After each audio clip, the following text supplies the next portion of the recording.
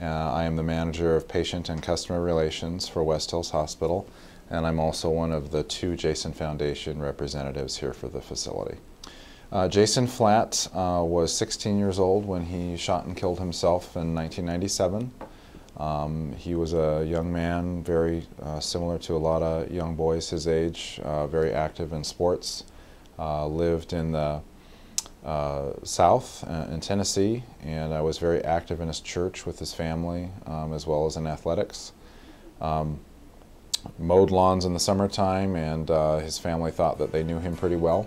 And his dad received a phone call from one of his friends asking if he'd talk to Jason.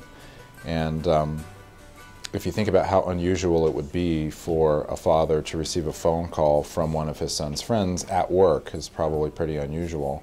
And so his dad paged him. There was no answer. Figured he might be outside mowing the lawn or something. Called, there was no answer.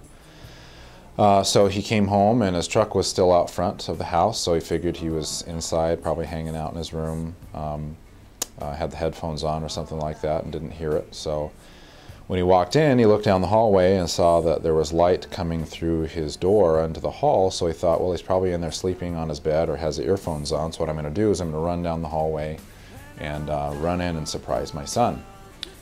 So he ran down the hallway and opened the door and tripped and fell over his son's body.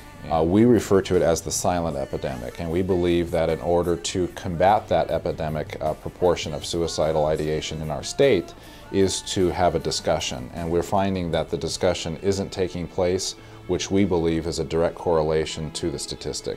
If we have the discussion, the statistic goes down. And that's the main venue for the Jason Foundation, is to get the word out there and have the dialogue, not only with adults and concerned parents, family members, and loved ones, but also with kids. So it was kind of a family, homegrown grassroots campaign that blossomed into a national movement, international movement now.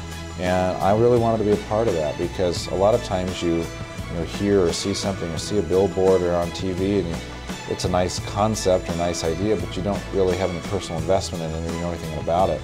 With the Jason Foundation, I mean, I can say I met Jason's father. I can say that I have truly touched lives, where I feel that I can give tangible examples of people whose lives that we've saved. But I want to reiterate, it's not about the Jason Foundation, it's about having the discussion. So I don't care what program people use, I just want to make sure that they're talking about suicide and that they're not afraid to bring it up.